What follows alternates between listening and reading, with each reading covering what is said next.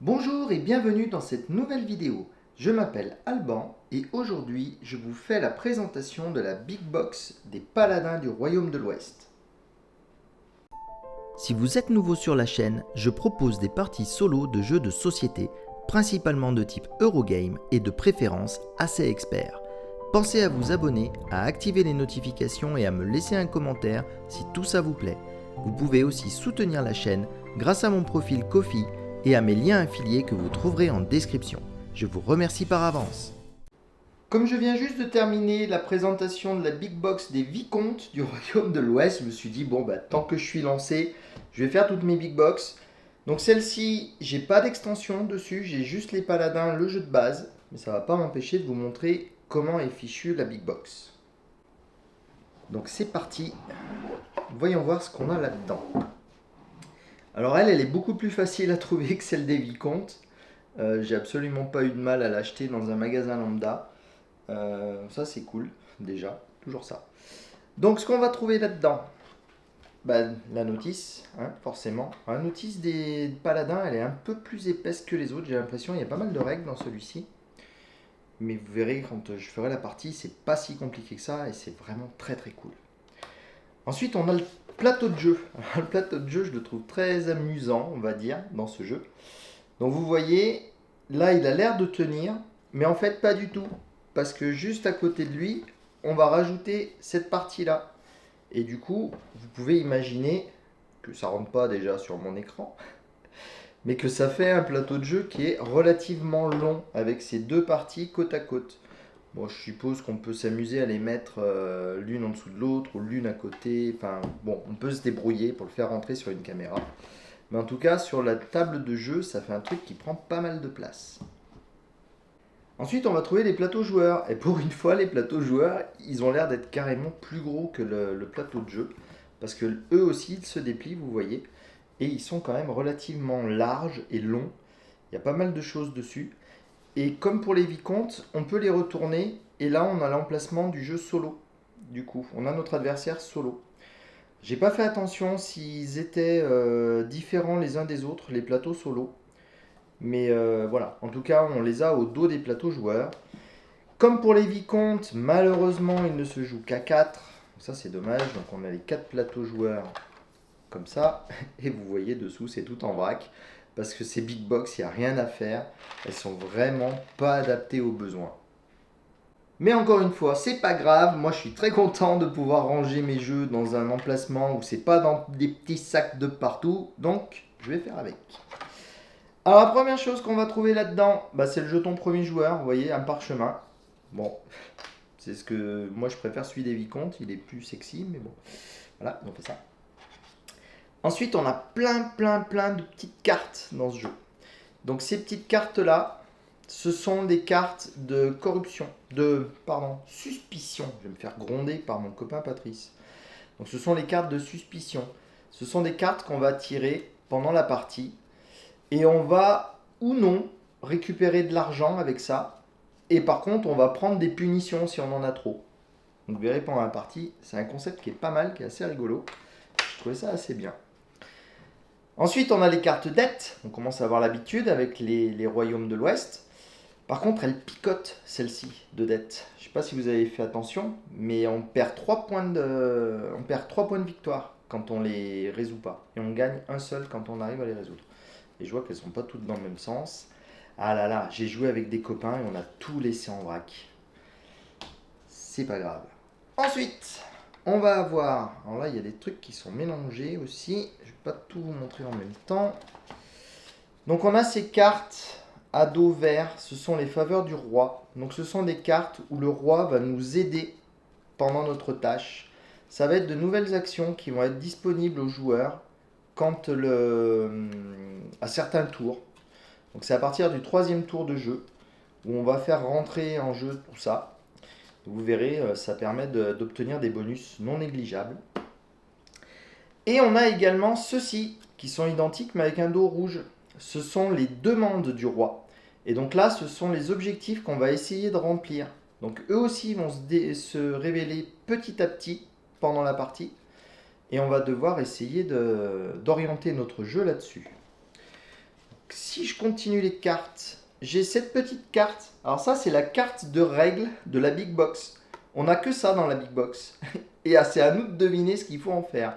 Bon, c'est pas très compliqué, les icônes sont quand même assez simples.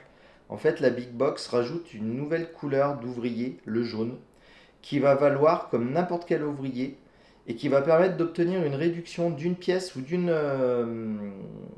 Ah, ça y est, j'ai oublié le mot. Bon, c'est pas grave, d'un petit sac, une provision. Voilà. Lorsqu'on effectue l'action. Donc ça, c'est la carte qui explique comment jouer avec le petit bonhomme jaune. Ensuite, on va avoir toutes ces cartes, voilà, sont remises dans le bon sens. Donc ce sont des cartes de fortification. Donc ce sont des cartes qu'on va tirer lorsqu'on fait une action de fortification. Et elles vont également nous apporter des bonus. Donc vous voyez, celle-ci, elle va nous permettre d'augmenter notre force d'attaque et nous faire gagner 2 ouvriers. Celle-ci, elle augmente la force d'attaque et elle permet de gagner soit 2 pièces, soit de retourner une dette. Et ainsi de suite. Ce sont toutes les cartes pour fortifier. Je vais continuer avec les cartes taille petite. Donc celles-ci, qui sont aussi un peu tout dans n'importe quel ordre. Je ne vais pas les ranger maintenant, hein, c'est pas le but de la vidéo. Donc ces cartes-ci vont être les ouvriers disponibles pour cette manche. Donc vous voyez, les ouvriers sont présentés sous forme de couleurs, comme ça, avec le schéma de la pièce en bois. Donc des ouvriers noirs, verts et rouges. Et au début du tour, le premier joueur va pouvoir choisir une de ces cartes. Et puis les joueurs suivants en choisissent une et ainsi de suite, chacun notre tour. Et ça permet de savoir quels sont les ouvriers qu'on va avoir pendant cette manche. Je trouve le principe vachement bien. Ça me fait énormément penser au mur d'Adrien, pour ceux qui connaissent. C'est un peu pareil avec des ouvriers de couleur qu'on va récupérer qui peuvent faire différentes tâches suivant la couleur qu'ils ont. Et on va pouvoir débloquer des zones qui vont nous permettre de récupérer plus d'ouvriers et ainsi de suite. Bah là, Paladin, c'est exactement le même principe, sans la partie jeu à cocher, comme dans le mur d'Adrien. Mais rassurez-vous, je vous ferai une partie du mur d'Adrien, un de ces quatre. Ensuite, on a ces petites cartes-là. Donc ça, ce sont les cartes d'automat. Donc les cartes d'automat, on a quelques cartes là qui sont mises à l'écart. Ces cartes faveur du roi, qui sont des cartes spéciales qui vont être rajoutées au deck d'automat à partir d'un certain moment du jeu. Et sinon, après, on a les cartes normales qui vont permettre de faire les différentes actions de l'automat. C'est très simple, très efficace et ça marche très très bien. En plus, l'automat, du coup, il est hyper fort. Je ne veux pas dire, j'ai pris que des raclés jusqu'à présent. Ensuite, donc on a les fameux ouvriers. Alors, je ne vais pas tous vous les sortir, hein, vous comprenez le principe. Je vais essayer d'en avoir un de chaque couleur quand même, à peu près. Donc on va avoir des ouvriers blancs. Donc les ouvriers blancs, c'est l'ouvrier de base, sans aucune qualification, qui peut aller à peu près n'importe où. Enfin, non, pas n'importe où. Qui peut servir là où on n'a pas besoin d'un type spécial d'ouvrier. Ensuite, on a l'ouvrier vert, qui lui est plus dans le genre partir à la chasse pour récupérer des provisions, mais pas que. L'ouvrier noir, c'est plus ce qui a trait à la religion, donc quand il va falloir prier ou essayer d'absoudre les péchés de ses manants. Le rouge, vous l'aurez deviné, c'est plutôt niveau combat. Le bleu, c'est plutôt financier, donc qui va servir à récupérer de l'argent. Le jaune, donc c'est celui qui est introduit par la Big Box, dont je vous ai parlé, qui permet de servir de joker pour remplacer n'importe lequel des 4 autres. Et enfin, le violet. Le violet, c'est le type de personnage que Shem Phillips aime bien mettre dans ses jeux. Ce sont les brigands, les gens un peu malfaisants. Et eux, ils vont pouvoir venir à la place de n'importe laquelle des autres couleurs. Mais, quand on en prend un, il faudra prendre une carte suspicion. Et du coup, ça peut nous attirer des ennuis. Donc voilà, ils sont tous en vrac là-dedans. On les pioche au fur et à mesure de la partie, donc il n'y a pas vraiment besoin qu'ils soient triés. Donc comme ça va bien. Ensuite, comme pour les jeux de la mer du Nord, en tout cas comme pour les pillards de la mer du Nord, il y a des ressources comme ça. Je crois que dans les voyageurs du Tigre du Sud aussi, il y a les provisions comme ça. Donc ce sont les mêmes jetons, hein, comme pour ceux qui connaissent bien toute cette collection de jeux. Il me semble qu'il y en a une version en bois qui allait avec certaines éditions de la mer du Nord. Il va falloir que j'investigue, essayer de les récupérer, parce que moi j'aime bien quand c'est des choses qui font clong-clong quand ça touche la table plutôt que les petits trucs en carton. Ensuite, on a parlons de trucs en carton, le jeu de pièces. C'est toujours les mêmes par rapport aux architectes et aux vicomtes. Alors j'ai pas mis de pièces en métal dans celle-ci de boîte, je vais pas en avoir assez à force. Donc je pense qu'il va falloir que j'achète un autre jeu pour pouvoir compléter ici. Et enfin, on va trouver tout un tas de cartes. Alors ces cartes-ci, bon, je vous les montre rapidement. Ce sont les cartes de la saga des tomes du Royaume de l'Ouest. C'est la toute petite extension qui permet de faire une partie sur les 3 jeux en espèce de mode campagne. Donc je les ai mis là-dedans parce qu'ils sont à trait avec les paladins. Mais ça, je m'en suis pas encore servi. Apparemment, il faut être au moins 2 joueurs pour jouer en coopération. Je pense que je vais me tenter le truc en solo en faisant une partie à 2 mains. Je verrai comment ça fonctionne. En tout cas, les cartes des paladins, elles sont là. Et vous voyez, il y a beaucoup de cartes. Alors, je vais essayer de vous montrer les différentes cartes qu'on peut trouver. Donc ça, ce sont les decks joueurs. Donc comme à mon habitude, j'en ai mis un coup dans un sens, un coup dans l'autre, histoire de les refaire plus rapidement.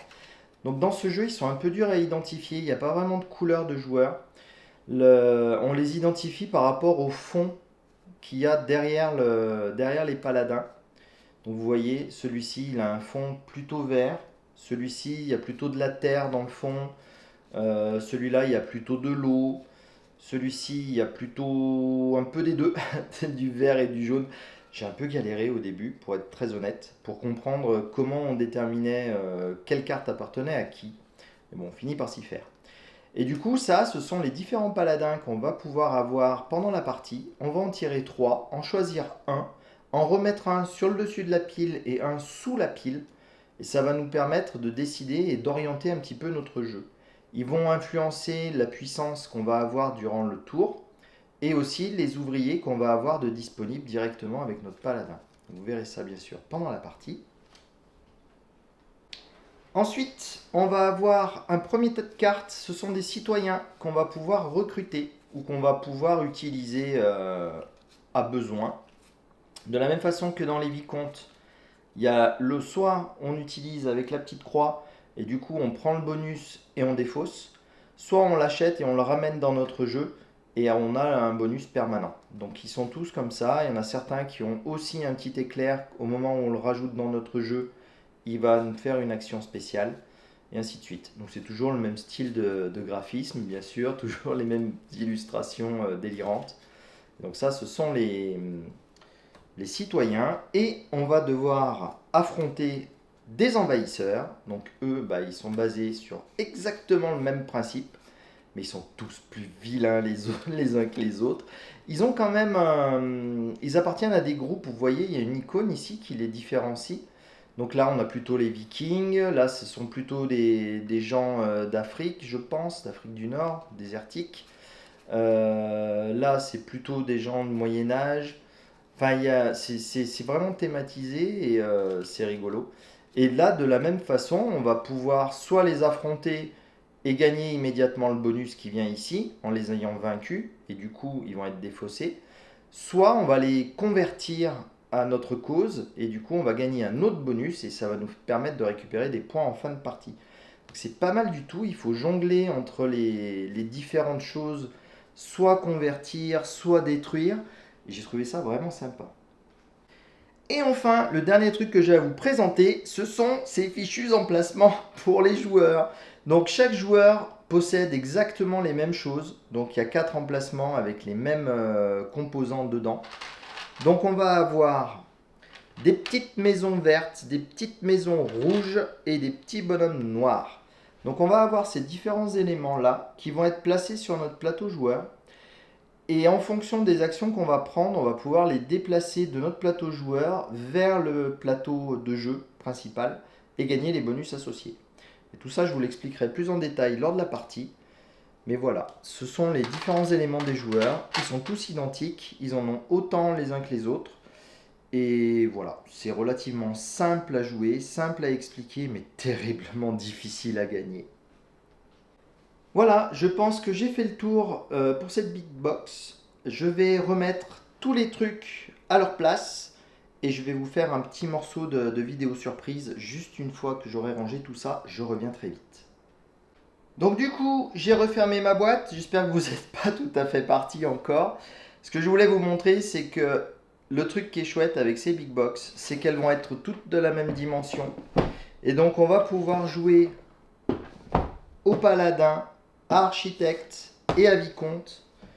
Et on va pouvoir utiliser ce truc-là, la saga des tomes. Et ça, la saga des tomes, c'est bien sympathique. Parce que vous allez voir, on a là-dedans un système de campagne qui va permettre de jouer sur les 3 jeux. Et ça, j'ai tellement hâte d'essayer. Ça doit être tellement marrant de faire une aventure comme ça dans cet univers. Il y a bien sûr tout un tas de cartes supplémentaires que j'ai pas encore mis dans la big box des vicomtes, puisque je ne l'avais pas quand j'ai acheté cette extension. Donc il y a différents éléments qui sont propres au vicomte. Je vais peut-être vous montrer rapidement. Donc il y a des trucs qui sont propres à l'extension elle-même. Ça, là, ces petits jetons sans couleur sont propres à l'extension de la saga. Ce sont des composants à utiliser dans la saga. Ça aussi, ce sont des composants propres à la saga. Les blasons aussi, les petites cartes, là je ne sais pas exactement comment elles fonctionnent. Par contre, ce bonhomme-là, si je me rappelle bien, c'est l'équivalent du petit cheval qu'on va retrouver dans les vicomtes. Donc lui, il va aller dans la boîte des vicomtes. Les cartes qui restent ici, ce sont des cartes aussi pour les vicomtes. Les autres cartes, je les ai déjà mises dans les jeux qui correspondent. Donc vous voyez, ce sont des personnages des vicomtes où on va pouvoir les défausser pour récupérer. Ah non, ça, ce sont des... Pardon, je vous dis n'importe quoi. C'est des trucs de paladin, ça, vous voyez. On peut défausser pour récupérer un petit bonhomme, ou bien on récupère le truc avec les faveurs du roi et tout ça. Je sais pas ce que j'ai fabriqué, mais là j'ai fait n'importe quoi. Ça par contre c'est pour les vicomtes. Donc ceux-là sont pour les vicomtes, ceux-là sont pour paladin. Ouais, j'ai pas tout rangé en fait. Il y a plein de cartes pour l'automa. L'automa va se gérer un petit peu comme un jeu solo, donc je me dis que je dois pouvoir le faire en solo ce truc-là. Et voilà, des différentes cartes. On a aussi des nouvelles cartes pour les fins de partie des vicomtes. Bref, tout un tas de trucs très intéressants. Et on a des petits plateaux également. Donc qui vont servir, je sais pas exactement à quoi. Ça ressemble vachement aux icônes des architectes. En tout cas pour le début, avec la capture.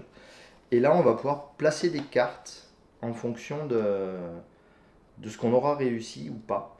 Enfin bon, voilà, ça rajoute un petit peu de legacy et un partage entre les trois jeux. J'ai trouvé l'idée et le concept vraiment super, ça m'a beaucoup plu. Donc, moi, avec ma sale manie de devoir acheter tout ce qui comprend un jeu que j'aime bien, voilà, j'ai été obligé de m'équiper de ce truc-là. Donc, voilà, peut-être qu'un jour sur la chaîne, je vous ferai une saga des tomes avec les 3 jeux réunis. Je ne sais pas encore si ça sera possible ou pas. En tout cas, si ça l'est, promis, je le ferai. En tout cas, j'ai fini pour cette vidéo-là. J'espère que ça vous plaît, que vous avez hâte de voir une partie de Paladin. Celui-là, il est vraiment super sympa.